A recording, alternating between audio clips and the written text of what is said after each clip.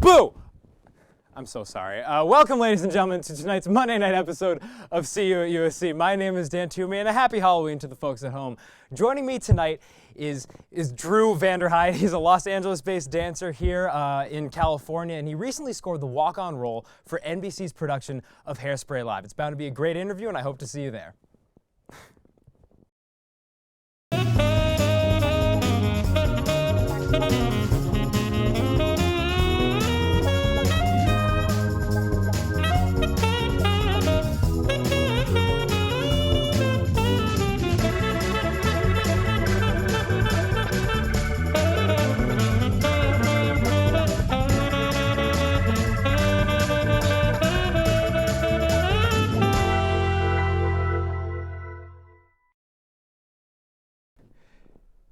Thank you for sticking with us after that intro. Once again, welcome to See You at USC. My name is Dan Toomey, and Drew Vanderhyde is here with us today. Drew, hi. Thank you so much for joining us. You're welcome.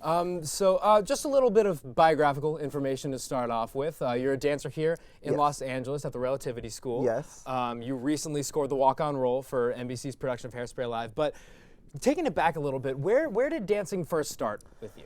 Oh gosh. So I started doing musicals in 4th grade, and I've always kind of like had, regular dancing abilities. It was never like honed. It was never technical. It was never like, oh wow, like he could be professional. It was more just like having fun. Mm-hmm. So I did that all throughout elementary school, and then it reached middle school where I did choir, and I did that, and that was like basic dancing as well, like, course dancing, like step, touch, step, touch. And then high school came along. It was my freshman year, and I was looking at my like schedule, and I was like, do I really want to run the mile? Do I really want to?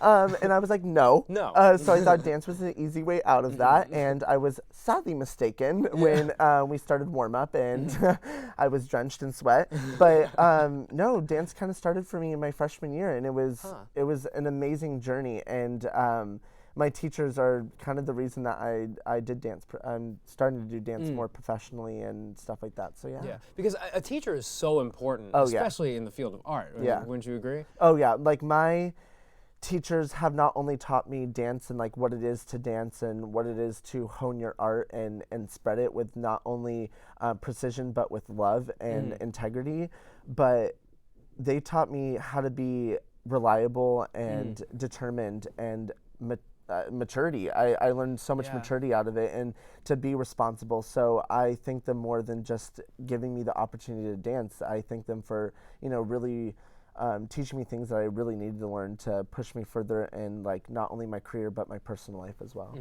And so now, after 4 years of high school, you're here in Los Angeles. Are you from Los Angeles? I'm from Orange County, so I'm originally from like Huntington Beach area. So I'm very close to home, and I think any further away would give me anxiety because me and my family are very close. Yeah. Oh, okay. Yeah. And what brought you to the Relativity School?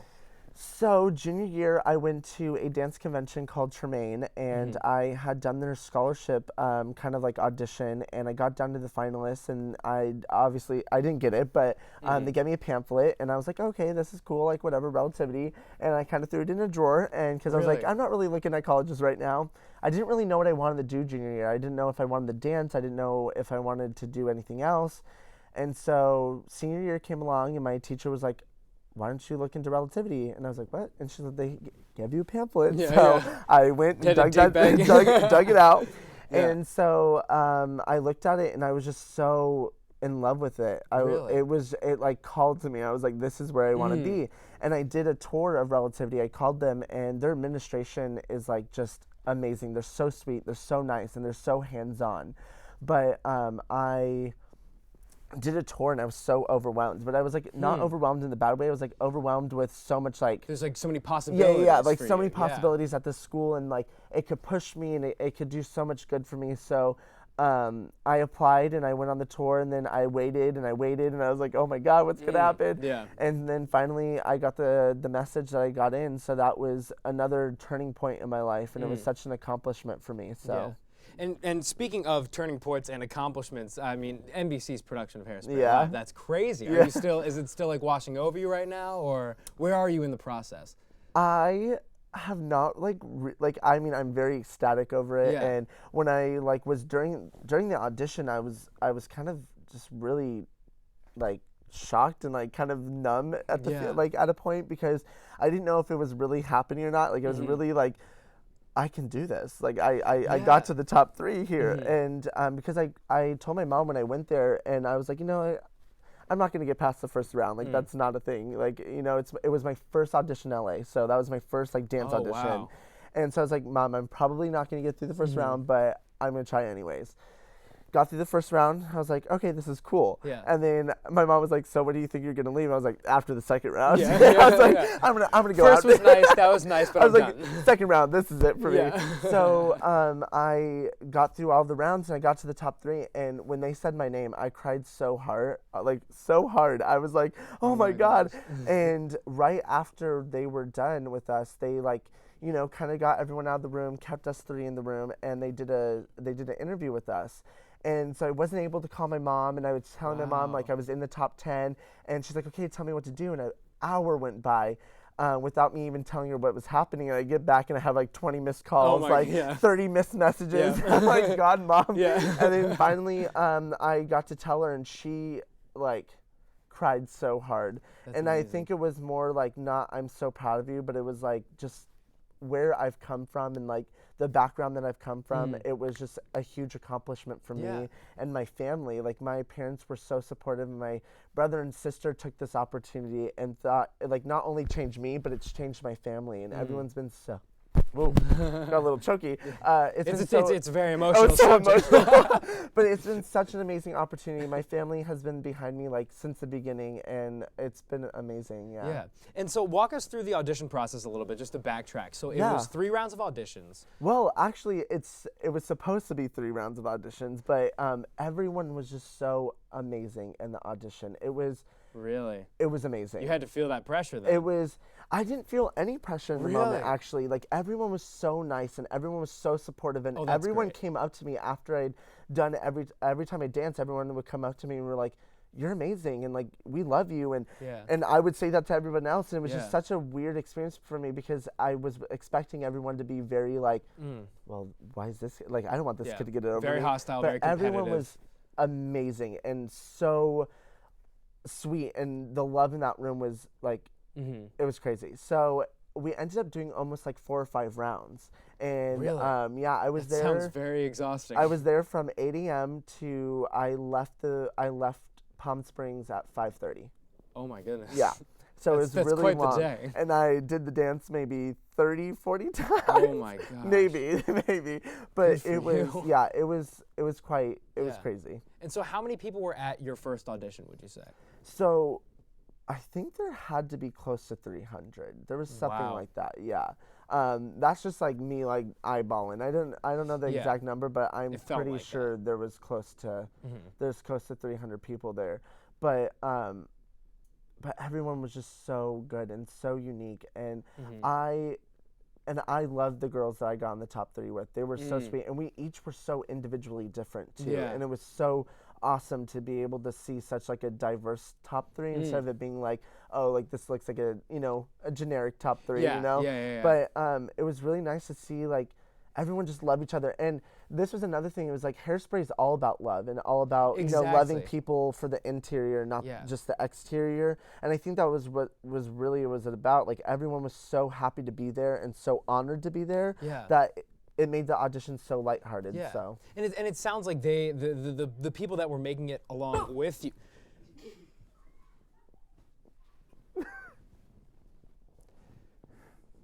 And it sounds like the people that were making it along. Happy Halloween, everyone! I hope you enjoyed that as much as they enjoyed that. I was like, why? Why is she coming over here? Yeah. Thank you. Good on you for not saying anything. Moving on. But it sounds like the people that made it through with you, they were. It was all positive energy the whole way through, which is rare, I guess, for auditions in such a competitive field. Yeah. And it was really funny because afterwards, we had all DM'd each other on Instagram and kind of talked about it with each other, and we were even though we all individually wanted it, we were all so happy if they would have gotten it. And I would have loved if any of them got it. Like, I love being, the one that got chosen, but they're all so amazing and so sweet that we all deserved it. And it was such an amazing opportunity to even get as far as I did and not expecting anything. So even just being in the top 3 was like such an accomplishment for me. So either way, I was like, I'm good where I'm at. So. Yeah, actually. And in terms of when you began, did you have to bring pre-prepared material or? Yeah, so they had made us watch a video and learn it before we came for the dance. Yeah, and then we just like filled out like a generic like little paper that like it asked us like what Hairspray meant to us, like kind of just questions like that. But we did have to learn a dance before we got there, and it was a simple dance. It was easy enough for us to do it over and over and over, but once you got into it and once you just fell in love with it, it was like so hard because you're like afterwards you're like yeah. But no, yeah, it was so funny because I was there for such a long time, but it didn't feel like I was there for the amount of time I was. I was like floating on clouds the whole time. I was like, this is so amazing. That has to be so much fun. Yeah. And so describe, I guess training for that. Was it like how many times did you do that dance by yourself for repetition? I learned it the day before. Really? Yeah, I think that's more of my like, I don't know, I like pride myself in being able to pick up choreography fast, so. I'm like, okay, I'm sorry, yeah, please. No, yeah. I'm very interested. Yeah, I pride myself on picking up choreography fast, like that's Yeah. something that I feel like I'm, fairly good at. So I, learned it the day before, and me and my friends, we had went with a group, so there was about, there's 4 of us that went together, and we went there and we actually had more friends that had come that we didn't know were coming, so we ended up having 6 of us that we knew there. Yeah. And 4 of us had dressed up together to go to the audition, and we all kind of did together. We ran it maybe, I'd say 15 times the night before, and then we were there when we were there, we kind of just like ran it while we were sitting on the floor stretching, and kind of just like that. Yeah, I feel like if I over like practice, I'll forget it once I go in. Really? So once I feel comfortable with it, I'd be like, okay, I got this. Don't overthink it. So. Oh, is that usually the approach that you take for numbers like that, or? I would say so, kind of for everything. Yeah, I would say like I run it a couple times just to make sure it's in my body. But if I run it like a lot, I'll just get out there and be like, wait a second. Yeah, because I totally get, sometimes you over practice something to the point where like it doesn't even feel natural anymore, you know what I mean? Yeah, so I kind of just, and it was because I had such low expectations for myself. That sounds so bad, but because I was, just kind of, I was like, this is fun. This is a great opportunity, and this is a great chance to just show yourself and get to get people to see you, from behind the panel. So I kind of just went with it, and it was a lot of fun. And I think that's what kind of drifted a lot of people towards me. I think people saw how much fun I was having, and it wasn't so serious. Definitely, and that must be so helpful in an audition environment, especially with something as physically demanding as dance, to have more of a positive and happy environment rather than a competitive one, right? Yeah, and at the end of the day, like for me, dance is such an art and a therapy for me that I hate looking at a competitive point. There's times in my life where I get competitive with it because, sometimes that's just like the world of it. It calls for it, and everything is so competitive these days. You have to be the, not the best, but you have to be up there with people. You have to try to prove yourself sometimes. And I think just going into it, because it was my first audition, I didn't expect much. So I was like, whatever, I'm just going to do what I want to do and do what I love. So, yeah. It was a lot of fun. And do you find in regular dance auditions, is it usually that kind of positive environment? I feel like just like with the generic ones that I've gone to, I think they've just been like, kind of chill. They haven't been like crazy, but like they've been, I think they're a little bit more like stricter. People stand in line, arms behind your back, face front, Very but like notes and yeah, everything. like no, don't laugh, don't talk, don't smile. Wow. I mean, like obviously, like be yourself, but don't be like very like over. Of course. And you talk about the craft of dancing. I would love to hear more about that. We just got to take a quick commercial break. Cool. Are you good to stay with us? Yeah. Awesome. Hopefully we won't have any more shenanigans in the second half. We'll see you there.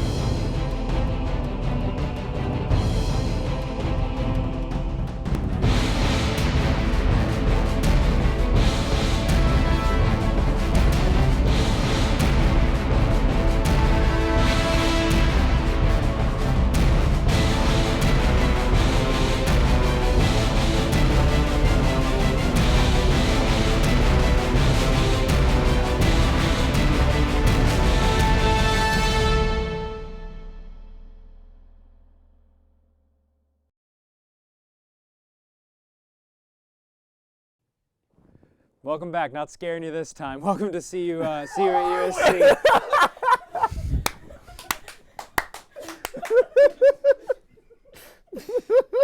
We got Drew Vanderhyde's here. Happy Halloween, everyone. That's Cam. He's our local cool funny guy, or CFG, as no one calls him. Oh my God. Drew, we talked earlier. Yes. We barely made it through that conversation, but we talked earlier about you said dancing is very therapeutic for you, and I think it's so interesting. How do you, when you first get it, because you also have done choreography within the school. Yeah. When you first get a song, how do you visualize that at first in terms of dance? Well, a really cool thing about our school is we take acting as dancers as well, which is like really beneficial for us. Okay. Yeah.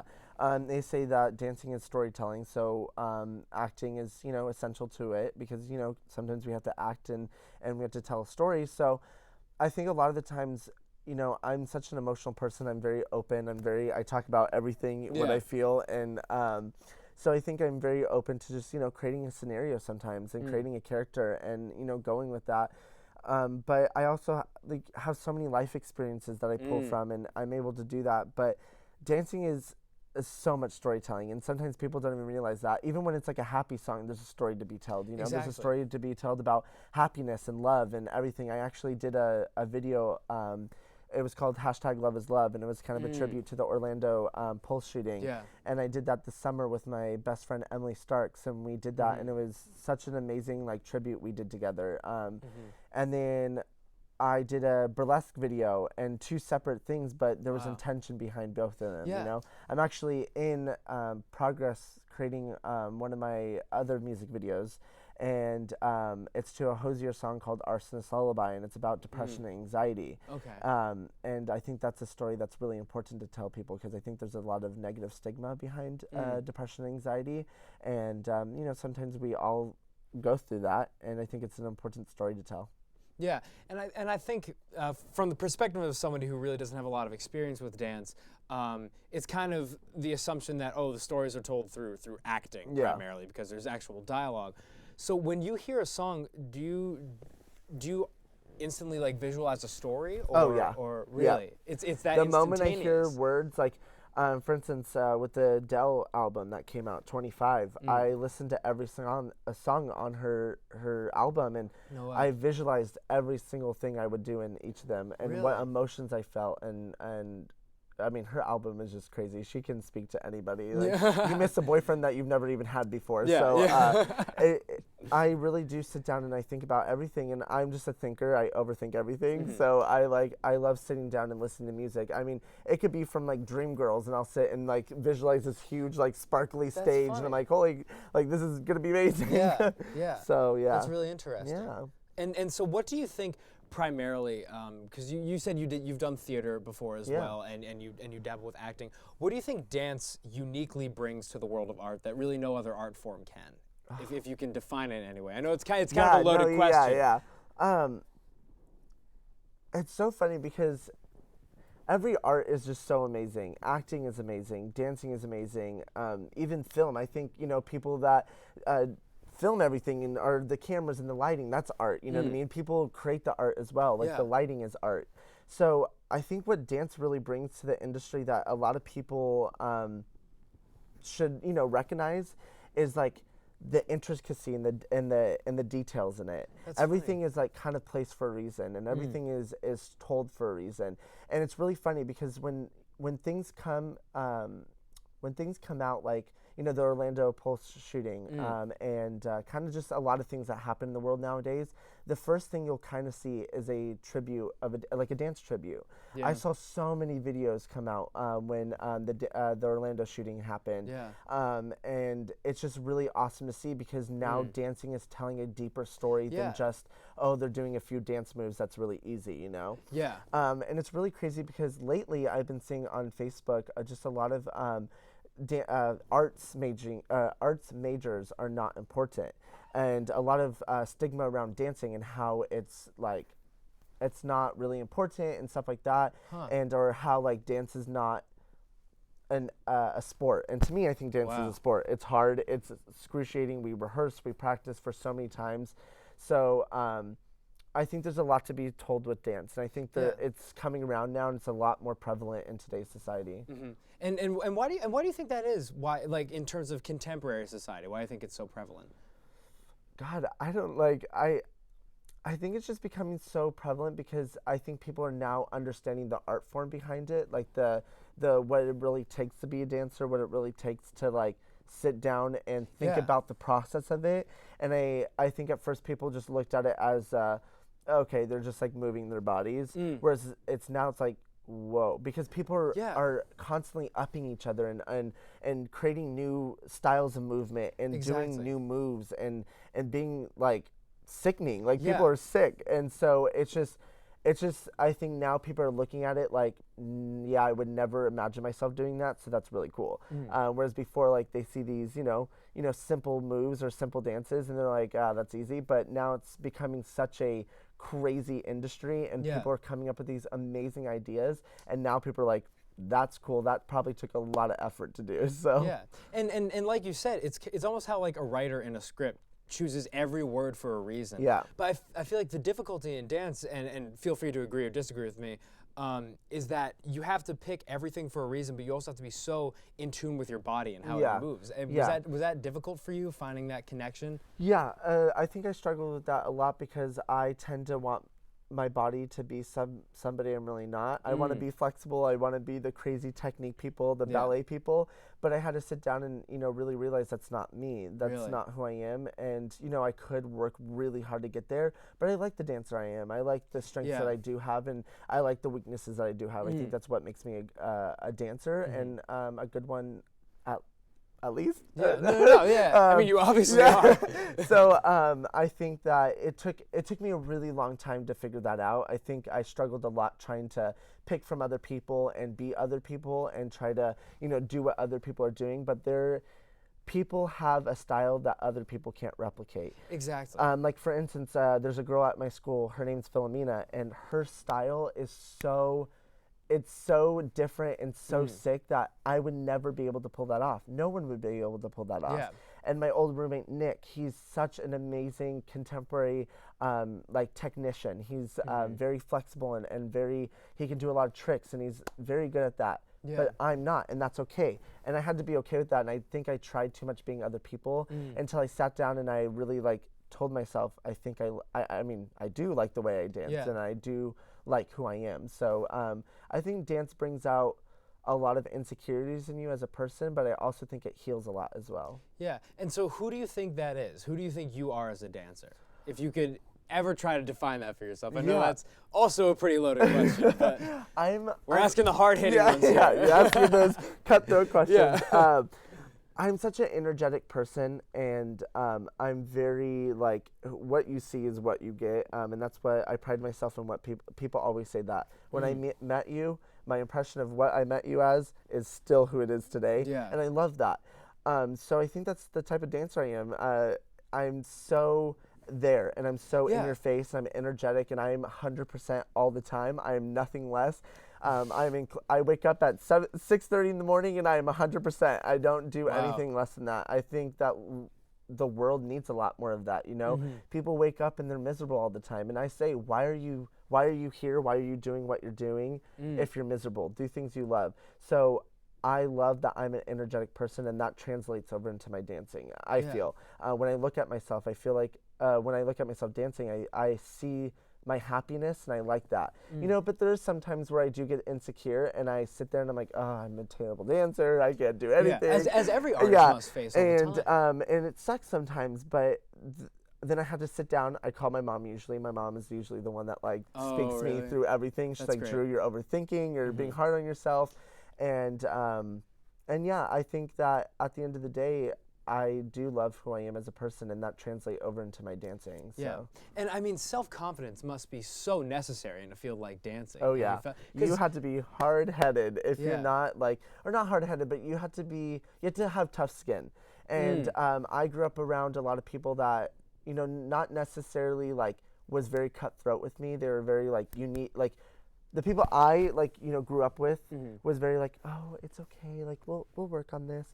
Whereas now I have teachers that are like direct and they'll tell you. And I wasn't like used to that. So when they did that, I was like, I honestly would like, I would cry. Really? I would come out of class like crying and be like, oh my God, I suck as a dancer. Yeah. But then I like sat down and I realized everything that they said was so true. necessary, It was right? so true. And I guess that's like kind of what the industry is. People are going to be cutthroat with you. People are going to tell you the truth. And I'm not used to that. So now having that around me, I'm getting used to, and it's helping me a lot. And it must help. I mean, you talked earlier about the process of maturing as a dancer. That must have helped so much. Oh, yeah. I think like where I matured as a person was, being responsible, showing up with clothes, showing up with my things that I need, the materials, I think I was because I didn't take dance seriously in the beginning, and I didn't do it since I came out of the womb. Like everyone's been dancing since they were 2, and I'm over here like 14. Yeah. So I think that my teachers back at home, Miss Jones and Miss Fight, I love them to death. They push me to be somebody that I can be reliable, and people can come to me for things. And there's times where I forget things, and I feel so terrible when I do it. But I think that it's gotten a lot more like helpful lately. I feel like just having things prepared, like the Hairspray audition. I never thought in a million years that I should go to the audition in like a full 60s outfit, and I did, and it nailed. It like landed. So I think that's what really helped me. Wow, so you just went in a full out. That's crazy. I had these crazy pants. I had these crazy pants that like everybody that whole entire day were like, "Where did you get those pants?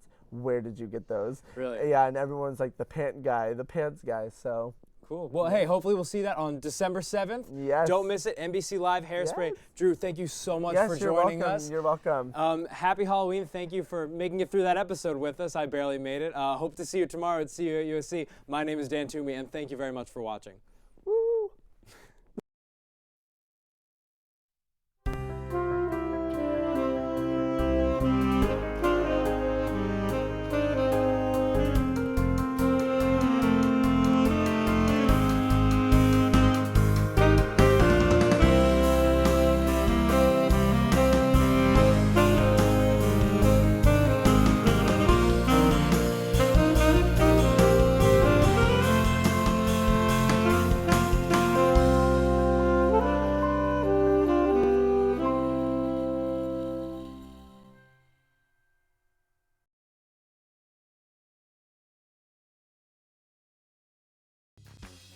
You're watching Trojan Vision. For more of your favorite shows, check us out at trojanvision.com and like us on Facebook.